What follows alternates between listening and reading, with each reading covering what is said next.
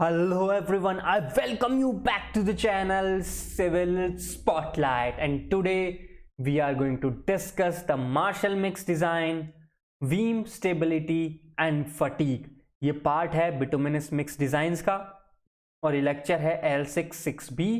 So before beginning, this is all about me. I'm here to guide you for competitive exam. So let's begin our lecture. अभी तक हमने mix volumetrics को अच्छे से देख लिया है और समझने की कोशिश की है कि उनका पर्पस क्या है, यूज़ क्या है और फाइनली किस कारण से ये मार्शल मिक्स टेस्ट इनको यूज़ करना पड़ रहा है हमें. जैसे मैंने आपको बताया था, मिक्स वॉल्यूमेट्रिक्स को यूज़ करते हैं हम ये फाइंड आउट करने के लिए कि बिटुमिन कंटेंट को कितने परसेंटेज में मिक्स किया जाएगा with the coarse and fine aggregate ताकि एक अच्छा डिज़ाइन तैयार हो सके. तो उस काम के लिए यानी कि in order to find the optimum bitumen content, तो दो तरह के टेस्ट वैसे देखा जाए इंडिया में सबसे ज़्यादा वाइडली और एक्सेप्टेड है और IRC का रिकमेंडेड भी है, वो है मार्शल स्टेबिलिटी टेस्ट. दूसरे टेस्ट का तो बस नाम एटलीस्ट आपको पता हो इसमें क्या हो रहा है, थोड़ा सा क्या डिफरेंस है वो पता हो, इसलिए मैंने इंट्रोड्यूस किया हुआ है. एक तीसरा भी है, वो बिल्कुल यूजलेस है, तो ये बेटर रहेगा एटलीस्ट इसके बारे में तो आप पता रखें. सो देखते हैं सबसे पहले मार्शल स्टेबिलिटी टेस्ट. तो मार्शल स्टेबिलिटी टेस्ट से हम निकाल क्या रहे हैं, पहले तो हमें ये समझना है. मार्शल स्टेबिलिटी टेस्ट से हम निकाल रहे हैं ऑप्टिमम बिटुमिन कंटेंट. ठीक है, तो आपके दिमाग में पहला क्वेश्चन आ रहा होगा, क्या इसका मतलब ये है कि जो कोर्स एग्रीगेट, फाइन एग्रीगेट और जो फिलर मटेरियल है इसका एक जो प्रोपोर्शन है किस प्रोपोर्शन में मिक्स किया जाए, क्या पहले से तैयार है या हर बार तैयार करना पड़ता है? तो इसका आंसर ये है कि IRC और मॉर्थ ने ग्रेडेशन टेबल बनाई हुई है जिसके अकॉर्डिंग हमें सारा की सारा एग्रीगेट मिल जाता है. अब उन गिवन एग्रीगेट के साथ किस प्रोपोर्शन में बिटुमिन को मिक्स किया जाए वो है, तो वो ग्रेडेशन टेबल में आपको भी दिखा देता हूं. ये है ग्रेडेशन टेबल, ये मैंने उठाई है IRC 111 2009 पे के थ्रू और इसके अंदर क्लियरली मेंशन है कि कौन सी सीव है MM वाली और उस पर से cumulative percentage by weight total aggregate passing, cumulative में कितने एग्रीगेट पास करेंगे वो वाले पोर्शन यहाँ गिवन है. किसके लिए? डेंस बिटुमिनस मैकेडम, SDBC और BC. तो मेन बात यह है कि एग्रीगेट्स को किस प्रोपोर्शन में रखना है वो तो यहाँ से हमें पता चल रहा है. बाद में बिटुमिन का कंटेंट क्या हो उसके बारे में इंफॉर्मेशन है. वैसे हम ये IRC कोड की सारी इंफॉर्मेशन विद टाइम देखेंगे, बट मैं यहाँ शॉर्ट में बता रहा हूँ कि एग्रीगेट का मिक्स हमको पता चल गया. अब बिटुमिन का कंटेंट कितना हो उसके लिए हम कर रहे हैं मार्शल मिक्स टेस्ट. तो स्टार्ट करते हैं मार्शल मिक्स टेस्ट को. अब हम बता दें कि मार्शल मिक्स टेस्ट जो है वो तीन तरह के जो मिक्स डिज़ाइंस हैं उन तीनों पे वैलिड है, यानी कि हॉट मिक्स, वार्म मिक्स और कोल्ड मिक्स. अब आप सोच रहे होंगे कि हॉट मिक्स क्या है, जहां पे बिटुमिन और एग्रीगेट को अबाउट आप कह लीजिए 150 to 160 डिग्री सेंटीग्रेड पे मिक्स किया जाता है. वार्म मिक्स में यही चीज़ 100 to 110 डिग्री सेंटीग्रेड हो जाती है और कोल्ड मिक्स में ये रूम टेम्परेचर पर हो जाता है. ये एक बात मैं इंपॉर्टेंटली ये बता दूं कि कोल्ड मिक्स के अंदर इमल्शंस को यूज़ किया जाता है और इमल्शन का जो मैंने लेक्चर लिया उसको प्लीज़ देख लेना, उसके बाद आपको क्लियरली समझ में आ जाएगा. कोल्ड मिक्स के अंदर इमल्शन का यूज़ है. वार्म मिक्स के अंदर जो बिटुमिन है उसके साथ स्पेशल फाइबर्स होते हैं जो कि जो मिक्सिंग टेम्परेचर रिक्वायर्ड है उसको काफ़ी कम कर देते हैं. यहाँ पे जो हम प्रोसीजर देखने वाले हैं that is for hot mix. अगर यहाँ लिखा नहीं है तो आप लिख लो, वैसे मैं लिख देता हूँ एक बार.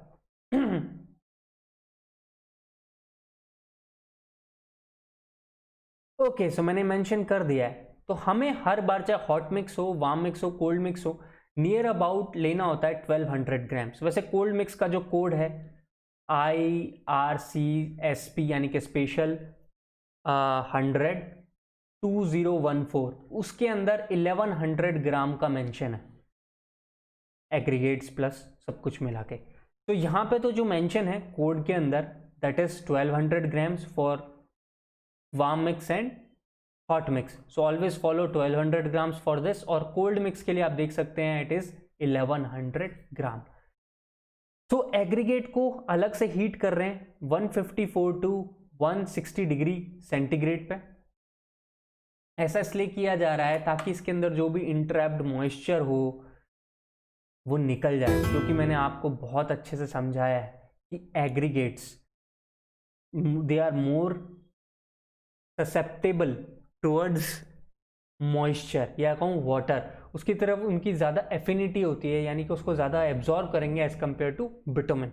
और बिटुमिन को 120 to 165 डिग्री सेंटीग्रेड तक हीट करते हैं अलग अलग। अभी इन दोनों को अलग अलग सेपरेटली हम लोग हीट कर रहे हैं। मैंने बुकिश लैंग्वेज की बजाय थोड़ा डायग्राम बना के यहाँ पे बताने की कोशिश की है, तो आपको समझ में आ रहा होगा कि हाँ सिर्फ एग्रीगेट हीट हो रहा है, यहाँ पे सिर्फ बिटुमिन हीट हो रहा है, तो ये सेपरेटली हीट किए गए। अब इनको मिक्स करा जाएगा। अब यहाँ पे एग्रीगेट और बिटुमिन को मिक्स कर दिया गया है और इनका जो मिक्सिंग टेम्परेचर है वो अबाउट 160 डिग्री ±5 डिग्री सेंटीग्रेड रखा जाता है।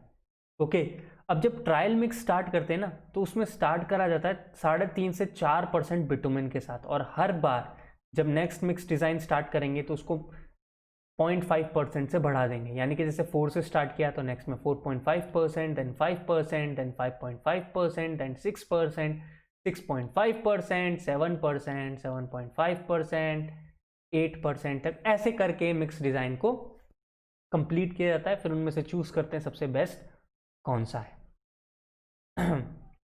एक और इंस्ट्रक्शन है कि VG10 और VG30, ऑल्दो में आप देखो विस्कस ग्रेड के बारे में बहुत अच्छे से बिटुमिन की जो प्रॉपर्टीज़ हैं उससे वाले लेक्चर में बहुत अच्छे से मैंने डिस्क्राइब किया है, वहाँ से चेक कर लें।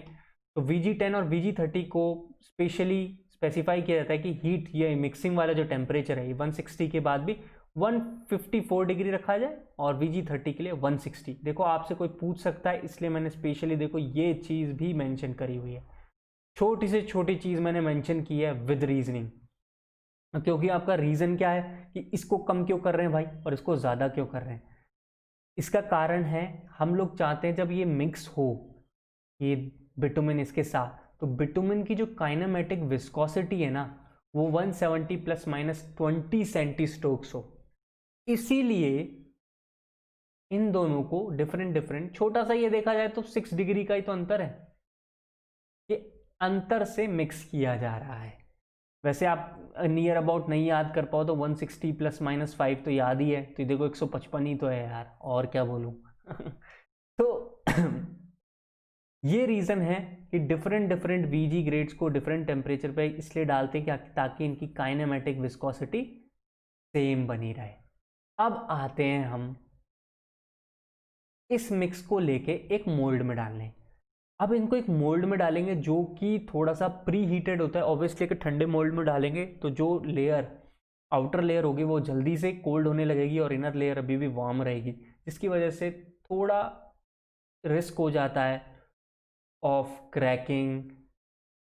तो वो भी अवॉइड करने के लिए थोड़ा सा मोल्ड को प्री हीट कर दो, और इसके बाद जो मोल्ड के अंदर डाला हुआ है मिक्स उसको कॉम्पैक्ट करा जाता है। कॉम्पैक्ट को हैमर वाला कॉम्पैक्शन होता है, एक हैमर होता है उसमें ऐसा हैमर होता है, इसको ऊपर उठाते हैं और छोड़ देते हैं, नीचे के फेल करता है भड़ाम, और इसका बेस प्लेट होता है जो कि मिक्स वाले मोल्ड में ऐसे रखा होता है, उसको फिर वो कॉम्पैक्ट करता है। तो बात आती है कितने ब्लोज देने हैं। देखो मैंने हाईलाइट किया हुआ है क्योंकि इसके ऊपर कई बार क्वेश्चन बन चुका है, तो साफ है IRC कोड के ही मैं सारी इन्फॉर्मेशन दे रहा हूँ और लेटेस्ट इन्फॉर्मेशन दे रहा हूँ। आप इनको अगर गलती भी हो जाए ना चैलेंज कर सकते हो। तो 75 ब्लोज देते हैं ईच साइड का मतलब सपोज करो ये मोल्ड है और ये आपका मिक्स है, तो एक बार ऐसे करके फिर इसको उलट देंगे तो ये वाली फेस जो होगी ऊपर आ जाएगी, फिर दोबारा से 75 ब्लोज उसको दिया जाएगा।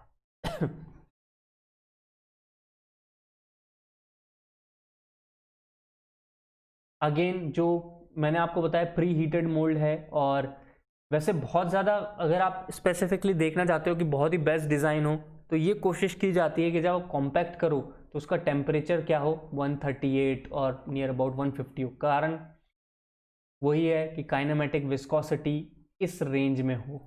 तो आप देख रहे हो मैं बिल्कुल स्पेसिफिक रीज़न के साथ स्टैट्स यहाँ पे आपके सामने रख रहा हूँ। इतना आपको किसी बुक में भी नहीं मिलेगा, कोई कोचिंग वाले नहीं पढ़ाएंगे। So I have gathered it from different IRC books and obviously कुछ पेपर्स हैं, और कुछ मेरे दोस्त हैं जो PhDs कर रहे हैं, साइट पे भी हैं, उनके थ्रू बिल्कुल स्पेसिफिक नॉलेज निकाल के मैंने यहाँ पे डाली हुई है। ठीक है, अब ये जो मोल्ड को जिसमें 75 ब्लोज दे दिए गए हैं, इस मोल्ड को अब कूल डाउन होने के लिए छोड़ देते हैं रूम टेम्परेचर पे, और फिर ये जो मोल्ड होता है इसमें से स्पेसिमेन को निकाल लिया जाता है और फिर उस पर टेस्ट किया जाता है। तो स्पेसिमेन निकाला जाएगा।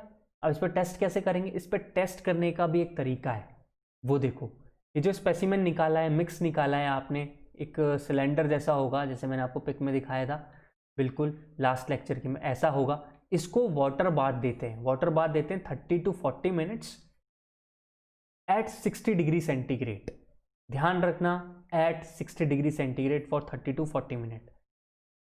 और इसके बाद मार्शल टेस्ट इस पर किया जाता है, और मार्शल टेस्ट के थ्रू जो भी वैल्यूज आती है उन्हें नोट कर लिया जाता है, और फिर उसके थ्रू पता कर लेते हैं कि ऑप्टिमम बिटुमेन कंटेंट क्या होगा। पर अभी आपके दिमाग में ये आ रहा होगा मार्शल टेस्ट कैसे करते हैं, वैल्यूज़ कैसे नोट करते हैं, तो उसके लिए मैंने बिल्कुल यहाँ पे अलग से प्रॉपरली एक पोर्शन बनाया हुआ है। उसमें घुसने से पहले मैं आपको एक बात बताना चाहता हूँ, ये नोट कर लो। SSC JEE या डिफरेंट स्टेट के जो JEE वाले पेपर हैं उनमें फालतू के क्वेश्चन आते हैं। उन फालतू के क्वेश्चन में से एक फालतू क्वेश्चन ये ज़रूर हो सकता है कि मार्शल मिक्स डिज़ाइन का जो स्पेसिमेन बनता है उसकी रेंज क्या होनी चाहिए थिकनेस की, तो वो अप्रोक्सीमेटली ये होनी चाहिए। वैसे आप 65 mm भी याद कर लोगे तो उसके आसपास वाला ऑप्शन मार देना, वरना बुक्स में तो दिया हुआ है 63.5 ±3, बट काफ़ी आजकल जो आप पेपर देखेंगे IRC के जो नई गाइडलाइंस हैं और जो लैब्स में अच्छे से फॉलो हो रहा है, दैट इज़ 63.5 mm ±1.27 mm कर लिया गया है। तो आप 63.5 भी याद कर लोगे वो भी बहुत है। तो ये थिकनेस होनी चाहिए for the specimen that has been taken out of mould. तो ये वो इंपॉर्टेंट छोटी छोटी इंफॉर्मेशन हैं जिन पे क्वेश्चन बनते रहते हैं, और उनको विद रीज़न मैंने यहाँ पे लिखा हुआ है, तो आप इनको ज़रूर लिख लें। And this is the I found the best way, इस छोटा करके एक्सप्लेनेशन वाइज कैसे बताया जाए। अब आते हैं मार्शल वैल्यूज़ पे। अब आपके दिमाग में हो रहा मार्शल वैल्यू कौन कौन सी वैल्यू ले रहे हैं भाई, क्या कर रहे हैं, वो देखो। इससे पहले कि वैल्यूज़ को नोट करें उससे पहले समझना होगा कि हम टेस्ट में करते क्या है। टेस्ट में क्या है, जो सिलेंड्रिकल मोल्ड है उसको थोड़ा ऐसे इस फॉर्म में लेते हैं, और ये जो दो प्लेट देख रहे हैं आप, इन दोनों के बीच में रख देते हैं। इसके ऊपर ऑब्वियसली लोड लगा होगा, नीचे मशीन होती है, इसमें स्विच ऑन कर दो, ये थोड़ा थोड़ा लोड लगाती रहती है। यहाँ पे एक वो गेज होता है जो, या प्रोविंग रिंग होती है कई केसेस में, कहीं पे इलेक्ट्रॉनिक गेज यूज़ होता है, तो इलेक्ट्रॉनिक गेज ऑब्वियसली ज़्यादा एक्यूरेट है। तो वो क्या है, यहाँ पे आउटपुट होगा, वहाँ बता देगा कितना यूनिट इसमें फ्लो हुआ है, और ये किस, यहाँ पे लोड रिंग होती है तो ये लोड रिंग बता देती है किस पॉइंट तक इसने मैक्सिमम लोड लिया है। तो ये दो मेन इंपॉर्टेंट वैल्यूज़ है जो नोट की जा रही है। अब आपको ध्यान रखना है कि जब भी हम लोड अलाउ कर रहे हैं तो वो ऊपर और नीचे से ही लग रहा है। और ऑब्वियसली मशीन जो होगी वो एक साइड से चलती है, बट दूसरी साइड से क्या है, हिल नहीं सकता है, फिक्स है। तो इस वजह से दोनों साइड से इसके ऊपर लोड आ रहा होता है। अब आपके दिमाग में आना चाहिए कि ठीक है, आपने पहले बोला सिलेंड्रिकल मोल्ड था पीयूष ऐसे, अब इसको ये लिटा क्यों दिया, सिंपली हॉरिजॉन्टली क्यों कर दिया, या फिर पेरिफेरी के ऊपर ही इसको क्यों लगा रहे होते हैं क्यों नहीं इसको सिंपली ऐसे रख के लोड लगा दिया, प्लेट रख के। इसका एक रीज़न है, वो रीज़न है कि ये जो पेरिफेरी है, यानी कि जो सर्कुलर पार्ट है, इसके थ्रू जो लोड डिस्ट्रीब्यूशन है ये मोर यूनिफॉर्म है। पहला रीज़न तो ये है, इसलिए इसको ऐसे लिटाए हुए फॉर्म में रखते हैं। दूसरी इंपॉर्टेंट बात ये है कि ये जो टेस्ट हो रहा है ना, इसमें जो आप स्टेबिलिटी निकालते हो, मैं बार बार चीखूंगा, स्टेबिलिटी निकालते हो, स्टेबिलिटी निकालते हो, ये लोड वैल्यू निकालते हो, लोड स्टेबिलिटी वैल्यू निकालते हो, वो क्या है? तो देखो, वो है इनडायरेक्ट टेंसाइल स्ट्रेंथ। कैसे? अभी देखो, ये सर्कुलर मोल्ड है, इसका एक छोटा सा पोर्शन मैं निकाल के यहाँ ले आता हूँ, निकाल के लिया है। अब इसके ऊपर ऐसे ऐसे लगा रहे हो तो ऑब्वियसली ये कंप्रेस होगा, बाहर की साइड बल्ज आउट करेगा। ठीक है, अब कोई भी चीज़ अगर बाहर की साइड बल्ज आउट कर रही है तो इसका मतलब वो इधर एक्सपेंड कर रही है। एक्सपेंड कर रही है तो इस लेयर को देखो, इस लेयर में क्रैक जो डेवलप होना है वो टेंसाइल लोड की वजह से होना है। तो ये पर्टिकुलर लेयर जो हो गई ना, ये इस तरीके से टेंसाइल लोड के बारे में हमें इंफॉर्मेशन देती है। इसलिए कई बार आपको मार्शल वैल्यूज के साथ साथ ऐसा लिखेगा indirect tensile strength value is this thing. तो उसका कारण ये है कि इनडायरेक्टली आप टेंसाइल स्ट्रेंथ को ही मेजर कर रहे होते हो। तो ये रीजन है इसको लिटा के रखने का और पेरिफेरी के ऊपर लोड लगाने का। ठीक है सर, पीयूष भाई तू सब कुछ समझा दे रहा है, अब ये बता करना क्या है। जैसे हम आरसीसी में पढ़ते आए हैं, वो क्या कहते आए थे हम कि 3 स्पेसिमेन निकालते हैं, उनका एवरेज लेते हैं तो वो एक सैंपल की वैल्यू मानी जाती है। तो यहाँ पे भी वही करने वाले हैं, मिनिमम 3 स्पेसिमेन का एवरेज लेके 1 सैंपल वैल्यू बनेगी। और ऊपर वाले स्टेप्स को हमेशा हर एक स्पेसिमेन मैंने आपको बताया 4%, फिर 4.5%, फिर 5%, फिर 5.5%, फिर 6%, फिर 6.5%, ऐसे करते करते बढ़ाते चलो। अब ऐसे हर एक स्पेसिमेन को तोड़ते रहेंगे तो डिफरेंट डिफरेंट लोड वैल्यूज मिलेंगी और फ्लो वैल्यूज मिलेंगी। फ्लो वैल्यू का मतलब है जैसे आपने यहाँ लोड लगाया तो कुछ इस तरीके से सैंपल बैठ जाएगा और यहाँ पे मैक्सिमम लोड हमें पता चल जाएगा इसने जो झेला, प्लस यहाँ पे मैंने आपको बताया या तो रिंग हो या आपके पास इलेक्ट्रॉनिक गेज हो तो वो बताएगा कितने नीचे तक आपका पोर्शन गया है। तो जनरली वो mm में होता है, उसी को क्या कहते हैं? Flow value. अगर आपका थोड़ा सा भी कम है ना बिटुमिन का मिक्स, तो एक बात ध्यान रखना, नोट करोगे आप, बहुत कम रखने पे डक्टाइल फेलियर की बजाय, सॉरी हाँ सही है, डक्टाइल फेलियर की बजाय थोड़ा सा ब्रिटल टाइप फेलियर दिखाता है, यानी कि जो सर्कुलर पोर्शन है ये बीच में से क्रैक होता है। अगर करा हो इतना तो पता चलेगा। चलो देखते हैं। अब मार्शल मिक्स में कई तरह के ग्राफ प्लॉट किए गए, percentage bitumen versus stability value. मैंने आपको बताया ना कि जैसे कि 4% का ये रहा, फिर 4.5% का, फिर 5% का, फिर 5.5 का, 6% का, तो ऐसे करके सबकी अपनी अपनी वैल्यूज आई हैं। उन वैल्यूज को जोड़ के ग्राफ बनेगा, वो कुछ इस तरीके से होगा। तो इस ग्राफ की शेप ऐसी होती है। इसी पे क्वेश्चन कई बार आ चुके हैं गेट और ईएससी एसएससी जेई में, तो इसको रट लो कि यहाँ पे मार्शल स्टेबिलिटी मैं किलो न्यूटन में लिख रहा हूँ, यहाँ पे परसेंटेज बिटुमिन है। इसका शेप कुछ ऐसा होता है, कॉनकेव डाउन, ओके, या कॉन्वेक्स। फ्लो वैल्यू की बात की जाए तो परसेंटेज बिटुमिन जितना बढ़ाओगे उतनी ज़्यादा फ्लो वैल्यू हो जाती है। इसमें कुछ इस टाइप का ग्राफ आपको मिलता है।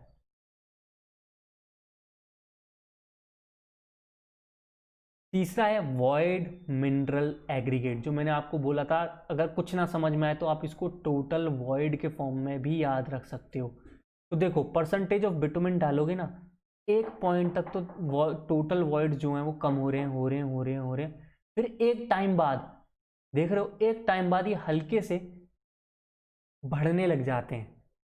ये बड़ा इंटरेस्टिंग रिजल्ट है, इसको भी याद कर लो। इस पर भी कई बार क्वेश्चन आ चुका है, क्योंकि बच्चे इसी में इनको लगता है कि हाँ हम लॉजिक से बना लेंगे ये ऐसे हो जाएगा। नहीं, वीएमए का बहुत ज़्यादा बिटुमिन बढ़ाओगे, ऑब्वियसली जो आईआरसी की रिक्वायर्ड लिमिट है उसके अंदर रखोगे ना, तो वीएमए का ग्राफ ऐसे ही आने वाला है। बट थोड़ा मैंने अपने उसके हिसाब से कि बताने के लिए कि नहीं यार, अगर अपन बियॉन्ड ले जाएंगे ना तो ग्राफ में वापस से अपवर्ड ट्रेंड देखने को मिलता है। बात करते हैं टोटल वॉइड्स की। तो टोटल वॉइड्स की बात की जाए तो अब again total void percentage bitumen बढ़ाओगे तो घटेगा ही, तो कम हो रहा है। अब आते हैं हम आखिरी और बहुत important part, void filled with bitumen. Percentage के अंदर कितना बिटुमिन है वो भरेगा, बिटुमिन बढ़ाते जाओगे तो बढ़ता जाएगा बढ़ता जाएगा, फिर बाद में उसकी जो बढ़ने की रेट है वो कम हो जाएगी और आपको ग्राफ कुछ इस तरीके का मिलेगा। ये वो सारे ग्राफ हैं जो आपको मुंह जुबानी याद होने चाहिए विद शेप्स। डायरेक्टली वो लोग पूछ लेते हैं गेट, ईएससी और एसएससी जेई में ग्राफ के ऑप्शन देके कि इनमें से स्टेबिलिटी का ग्राफ कौन सा है, वीएमए का कौन सा है, टोटल वॉइड या एयर वॉइड का कौन सा है।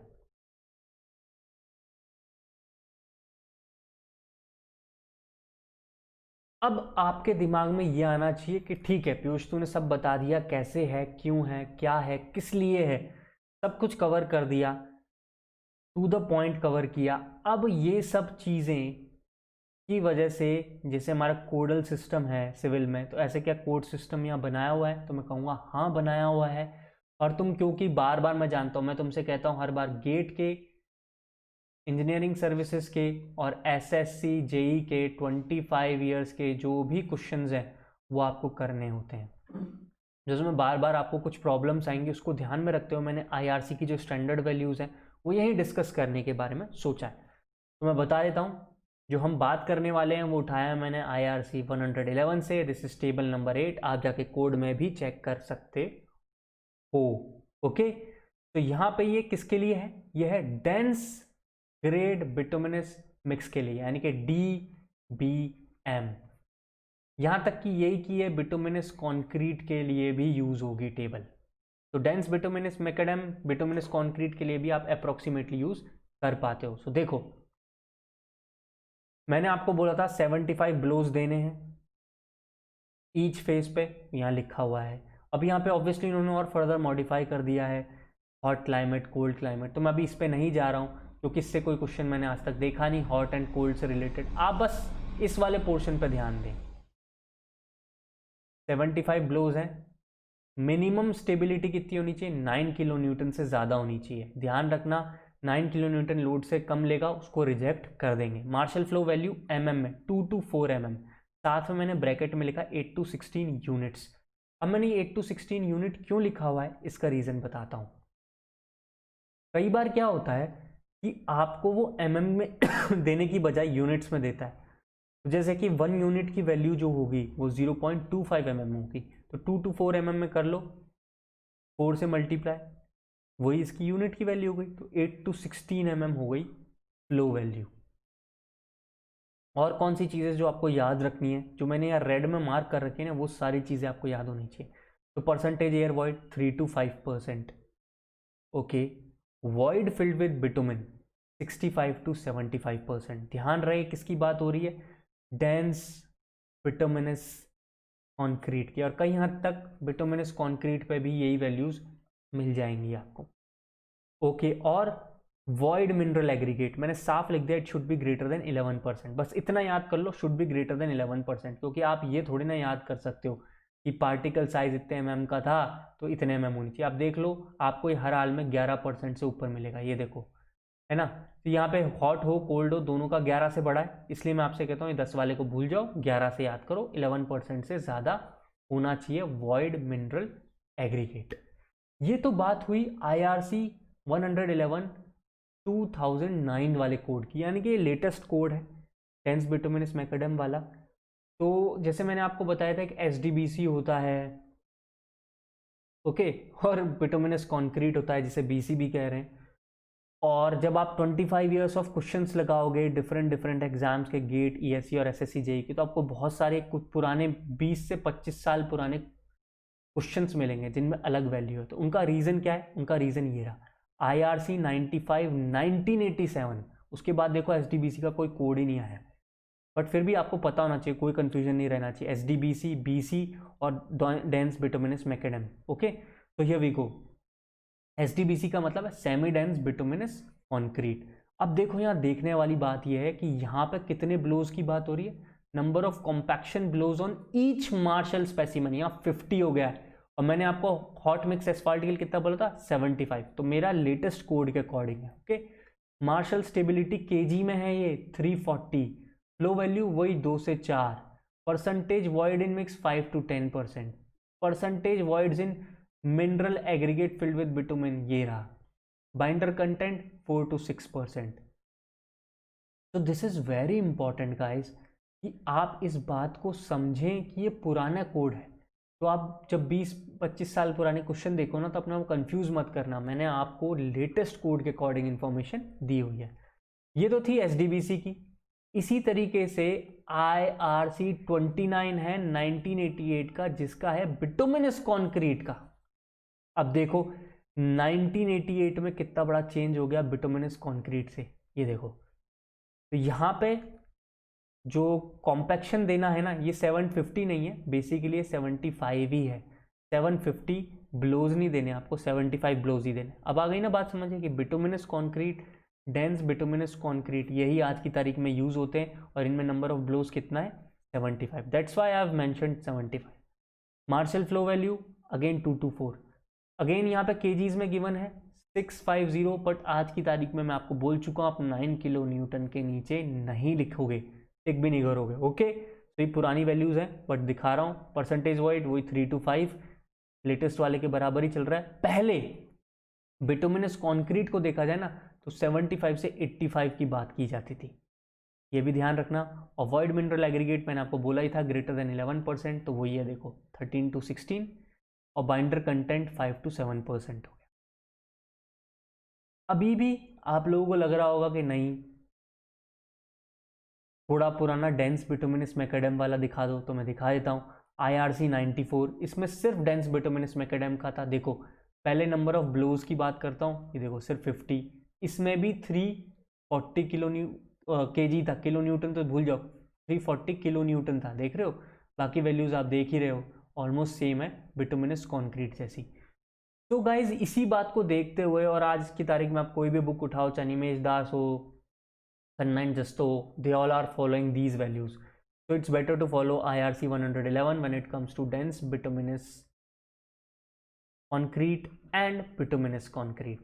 बाकी SDBC के बारे में मैंने देखा नहीं आजकल कोई पूछता है, क्योंकि सेमी डेंस बिटुमिनस कॉन्क्रीट जब आपकी PMGSY रोड स्टार्ट हुई थी ना, तो उसके फेज 1 में बोला गया था कि ठीक है तुम्हें रोड बनानी तो SDBC की बनाओ, क्योंकि SDBC कम लोड के ऊपर या कम ट्रैफिक लोड के अकॉर्डिंग डिज़ाइन की गई थी। बट आजकल PMGSY के अंदर भी बिटुमिनस कॉन्क्रीट की बात हो रही है, SDBC को पूरी तरीके से हटाने की कोशिश की जा रही है। तो सब चीज़ों को ध्यान में रखते हुए मैंने यहाँ पे आपसे बड़ी इंपॉर्टेंट इन्फॉर्मेशन यहाँ पे शेयर कर दी है। अब बात करते हैं, ठीक है सब आ गया। अब हमने बात की थी, स्टार्ट किया था कि ऑप्टिमम बिटुमिन कंटेंट निकालते हैं। कहाँ ये राम कहानी लेके चला गया पीयूष, तो दुनिया की राम जान बता दी, ऑप्टिमम बिटुमिन कंटेंट तो बताया जाए। अब आओ उसके ऊपर। तो ऑप्टिमम बिटुमिन कंटेंट के लिए ये जो मैंने आपको ग्राफ्स बोले हैं सारे बनाने पड़े, तो बना जैसे मैंने आपको कहा कि 9 किलो न्यूटन से बड़ा होना चाहिए, तो देखो 9 किलो न्यूटन से ऊपर वाला इन्होंने ग्राफ बनाया है, और उन्होंने 4.2%, 4.6%, फिर 5%, सबकी वैल्यूज यहाँ मार्क कर दी, ये बन गया ग्राफ। तो यहाँ आप कह सकते हो वैलिड क्या हुआ, 9 के ऊपर वाला, तो 9 के ऊपर ये है, और ये हो गया करीब 4.2 से स्टार्ट हो जाएगा एंड नियर अबाउट 6% तक चला जाएगा, जो भी है। तो यहाँ पे बिटुमिन है परसेंटेज, ये है हमारा स्टेबिलिटी। स्टेबिलिटी का ये रहा, स्टेबिलिटी का 4 पॉइंट समथिंग से बढ़ा और अप्रॉक्सीमेटली 5 पॉइंट समथिंग तक। तो ये हमारा बिटुमिन वाला पोर्शन हमने मार्क कर लिया, ऐसे हाईलाइट कर लिया। ओके, अब बात करते हैं फ्लो वैल्यू की। और बिटुमिन के साथ मैंने आपको बताया था ऐसा ग्राफ होगा, और किससे किसको एक्सेप्ट किया गया, 2 mm से लेकर 4 mm को एक्सेप्ट किया गया। तो 2 mm पे ड्रॉप कर लिया, 4.2 से ज़्यादा, और अप्रॉक्सीमेटली 5 पे ख़त्म। तो फ्लो वैल्यू है ये रही,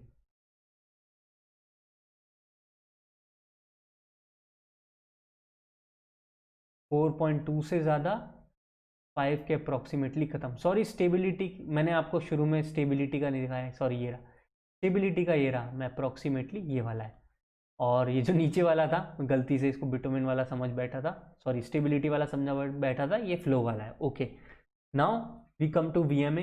VMA का पता है हमको 11% से बड़ा होना चाहिए, तो 11% के बड़ा थोड़ा हमको कहाँ दिख रहा है, सभी में दिख रहा है, चलो ठीक है। फिर भी यहाँ पे ओके, तो VMA देखो, ये ऊपर वाला सारा की सारा VMA के लिए भी लिख दिया गया है। And void filled with bitumen 4.6 के आसपास से लेकर जा रहा है 5.2 समथिंग तक। तो ये देखो, वॉइड फिल्ड विद बिटुमेन का 4.6 के आसपास से 5.2 के आसपास तक। सिमिलरली एग्रीगेट्स वाला, यानी कि जो वॉइड है एयर का, वो 3 to 5 होना चाहिए। ये आ गया 3 to 5%, 4.6 से ज़्यादा और अप्रोक्सीमेटली 5.4। तो ये कहाँ है, ये रहा 4.6 से यहाँ तक। अब इन सब के अंदर सबसे कॉमन क्या है, आप ऐसे लाइन खींच लिया करो, मैं तो यही करता था, ये लाइन खींच दो इन सब की, और सबसे छोटा इनमें मेरे ख्याल से ये रहा, लो। तो आपको मिल गया है ऑप्टिमम बिटुमेन कंटेंट इस पर्टिकुलर जोन के बीच में। आप लोग इसे ले सकते हैं 4.7 से जो ये 5% के बीच में है, ये ऑप्टिमम बिटुमेन कंटेंट मिल जाएगा। आई बात समझ में कैसे निकाला जा रहा है ऑप्टिमम बिटुमेन कंटेंट को? तो अब आप लोगों को समझ में आया होगा किस तरीके से निकाला जाता है। जाने से पहले एक छोटा सा मैं पार्ट कर देता हूँ। ये जो आपने ग्राफ देखा था, this is total air voids, ये एयर वॉइड्स की बात हो रही है यहाँ पे, कंफ्यूज मत करना, मैं टोटल वॉइड्स भूल गया था गलती से। This is total air voids.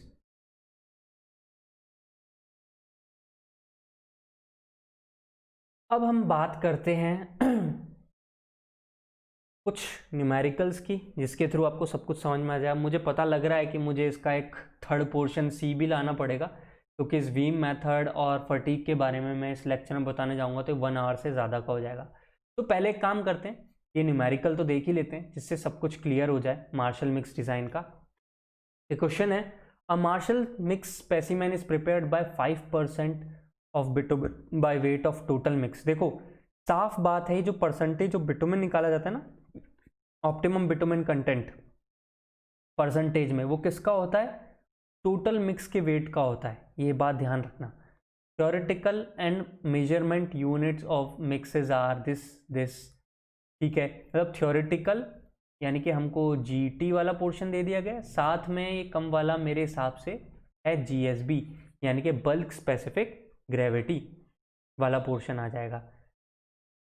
तो specific gravity of bitumen is 1.02। Obviously bitumen का मैंने बताया था ऑलमोस्ट 1 के बराबर रहता है। Percentage void filled with bitumen is dash. चलो निकालते हैं, हमें GT गिवन है, ये रहा। स्पेसिफिक करने जाओगे तो डिवाइड बाय 1 ग्राम पर सीसी, तो बन गया डिवाइडेड बाय 1 ग्राम पर सीसी, हो गया काम। यूनिट वेट हमें मिल चुका है। अच्छा, मैंने आपको बताया था फॉर्मूला लास्ट वॉल्यूमेट्रिक वाले, यानी कि लेक्चर 6A में, कि वॉइड फिल्ड विद बिटुमेन निकालना हो तो वॉल्यूम ऑफ बिटुमेन निकाल लो, divided by void mineral aggregate into 100 कर दो।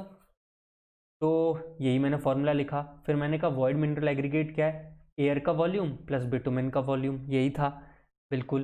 तो सबसे पहले अपन निकालते हैं एयर का वॉइड।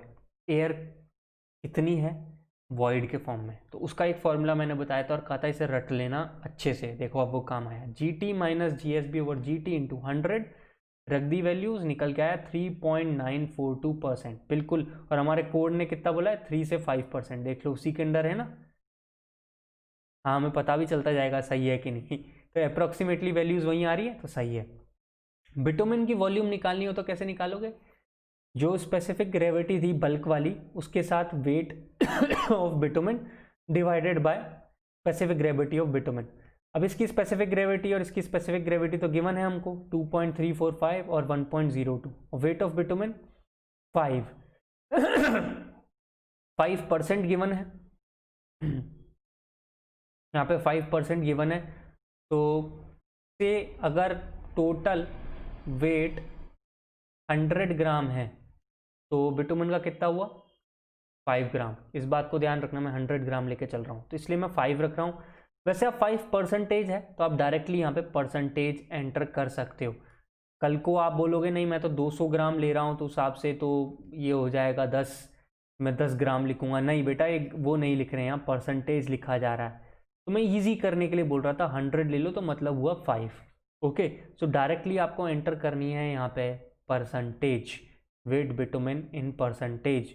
मैं लिख रहा हूँ परसेंटेज, लिख दिया, निकल के आ गया डायरेक्टली परसेंटेज में, इट इज़ 11.5%, क्योंकि आपने 5% एंटर किया तभी तो परसेंटेज में मिल रहा है। देख लिया 11.5% बिटुमेन की वॉल्यूम निकल के आई। तो वी में क्या होगा, ये 11.5 प्लस 3 पॉइंट समथिंग, तो 15.474। और मैंने कहा था वी में कितने से बड़ा होना चाहिए, 11% से बड़ा होना चाहिए, तो यही आ गया दोस्तों।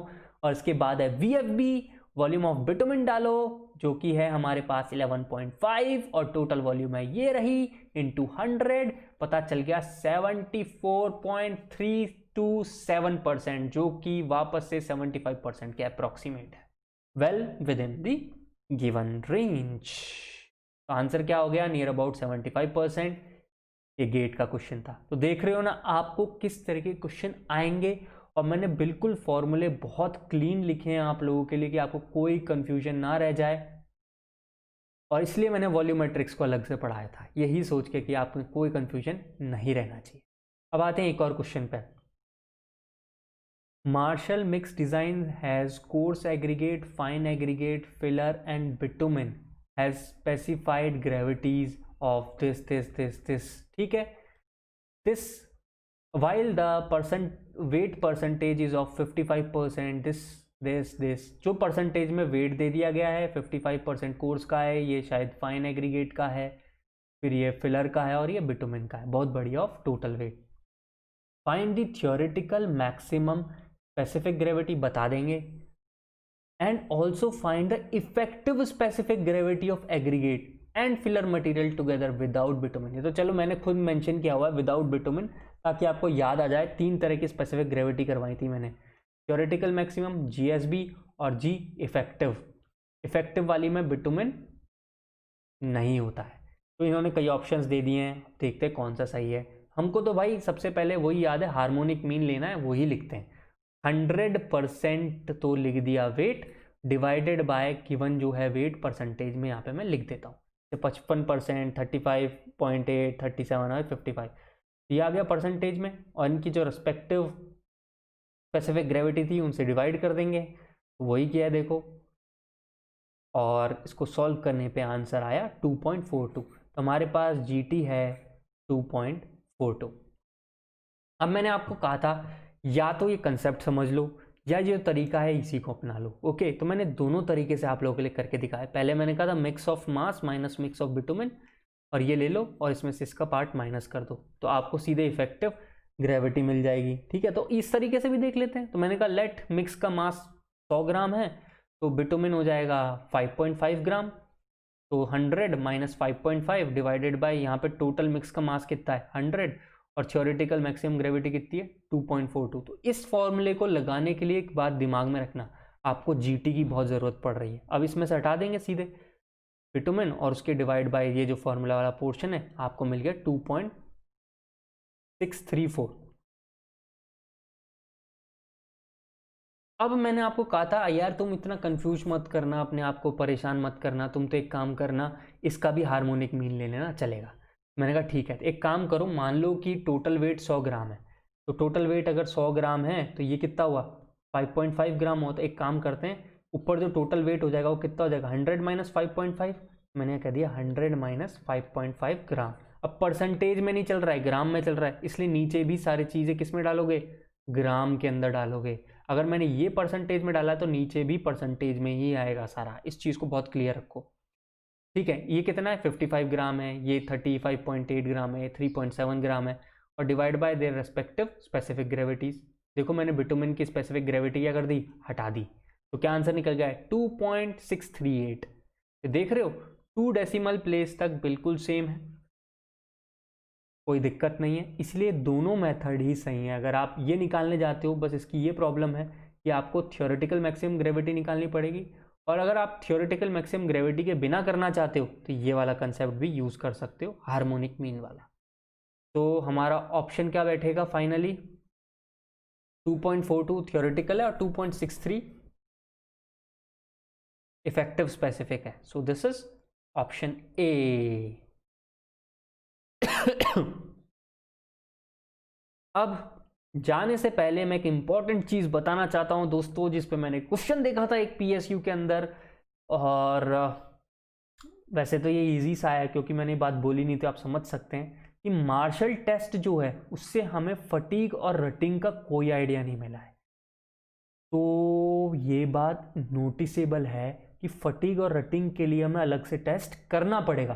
ठीक है, मार्शल टेस्ट ने बहुत सारी हमारी प्रॉब्लम जो है हल कर दी कि हमारे स्ट्रेंथ कितना होना चाहिए, उसमें फ्लोबिलिटी कितना होना चाहिए, वॉइड मिनरल एग्रीगेट कितना होना चाहिए, वॉइड फिल्ड विद बिटुमेन कितना होना चाहिए, वॉल्यूम ऑफ एयर वॉइड्स कितना होना चाहिए। बट स्टिल फटीग और रटिंग के बारे में कोई इंफॉर्मेशन नहीं है, इसलिए हम इनके लिए अलग टेस्ट करते हैं। तो गाइस अब हम मिलेंगे लेक्चर 6 के पार्ट 6C में, जहाँ पे हम बीम और फटीग के बारे में डिस्कस करेंगे। तो before living I request you subscribe this channel, share it with your friends, yeah. And if you have any query, mention it in the comment section below, guys. अब मैं जा रहा हूँ, signing off. God bless you all.